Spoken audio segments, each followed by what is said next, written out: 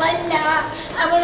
ঘর বাড়ি বানাই আমার দিয়েছে ওখানে আমি কাম কইরা খাই আমার মেয়েটারে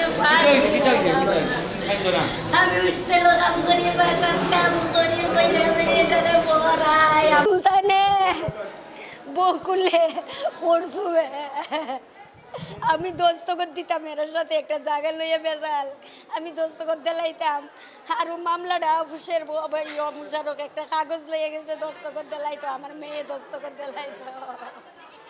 ও দস্তখত দিছে রে দেখে মেয়েরে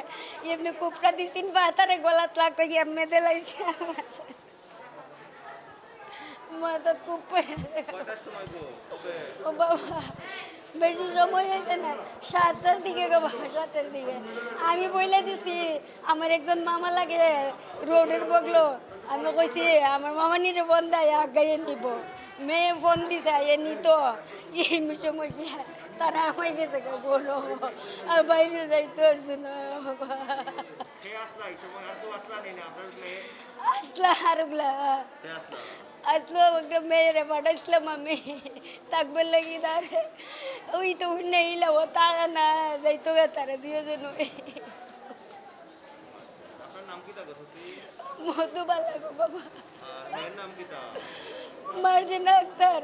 আমার মেয়ে স্কাউটের ছাত্র আমার মেয়ে 9-এ পড়ে আর নন্দপাড়া হাই স্কুলে স্কাউটের পরে আমার মেয়ে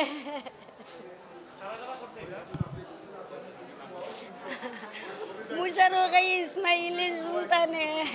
বকুল জি তারা হইলো আমার মার্ডার মামলা ওই আমার এই মেয়েদের মারছে মেয়ের আসামি আর জায়গা লইয়ে যে বেজাল করতেছে আমার সাথে এরা এক দল এক গোষ্ঠী 3 বছর আগে আমার বড় মেয়েটা মারছে এই মেয়ের বড় মেয়েটারে মারছে এরা ওই মারছে স্যার কেউ বিশ্বাস করে না কয় এরা একটা ব্যাপার দিছে আমার ভাই বোনের সম্পদ লই আমার কোনো সম্পদ নেই ও সম্পদ লই মারামারি করে মারছে জিয়া ওই মুশারক আমার স্বামীর চাচাতো বোনের ঘরের বাগনা লাগে জি ফাটি বাকিরা ইতে এক প্রক্তের ওই এক অংশ এরা এক গোষ্ঠী সবাই মানুষের অনেক তাজিন আরো বালিও আসিন আমার গো বাবা এক মেয়ে তো মাইর লাইছি একটা মেয়ে আর একটা ছেলে একটা মেয়ে আমার ছেলের তো আসামি দিয়ে বাড়ি ঘর সারাইয়ে দিয়ে অন্যবার জায়গা নিত আমার মারতো আমার মেয়ের মারতো মিজানুর রহমান আসামি দিছে বইনের বাবা মারা গেছে 15 বছর ওই বললে কিন্তু বাবা আমার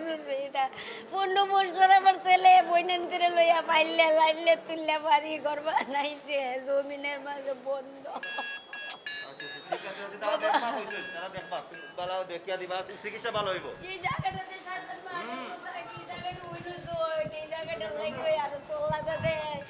মদ কাগা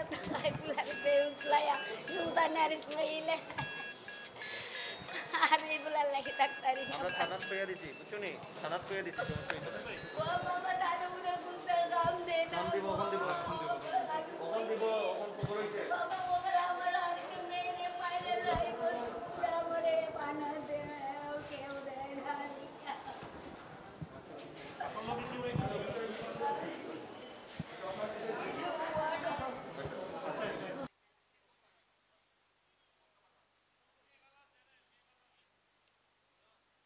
আমাদের সার্জারি ইউনিটের আজকের যে ভর্তি ইউনিট সেই ভর্তি ইউনিটেই সে ভর্তি হয়েছে এবং বর্তমানে সে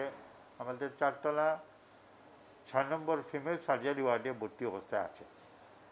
এবং তার যে প্রাথমিক চিকিৎসা সেটা কিন্তু তার বানিয়াচং উপজেলা স্বাস্থ্য কমপ্লেক্সে সম্পন্ন হয়েছে এরপরে সদর হাসপাতাল হবিগঞ্জ হয়ে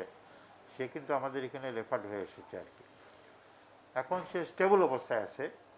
তবে আমাদের ডাক্তার সাহেবরা পরীক্ষা নিরীক্ষা করে দেখেছেন এবং ওনারা তাকে ওটিতে নিয়ে যাবেন আজকে একবার নিয়ে গিয়ে যদি বিশেষ ধরনের কোনো চিকিৎসার প্রয়োজন হয় বা ওইখানে যে চিকিৎসা দেওয়া হয়েছে সেটাতে যদি কোনো ধরনের কোনো করণীয় থাকে সেটা ওনারা আবার ওটিতে নিয়ে গিয়ে করবেন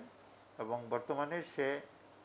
স্বাভাবিক অবস্থায় আছে। এখন তার শঙ্কামুক্ত অবস্থায় আছে বলে আমি বলবো আর কি। এখন আর কোনো শঙ্কা এর মধ্যে সে নাই।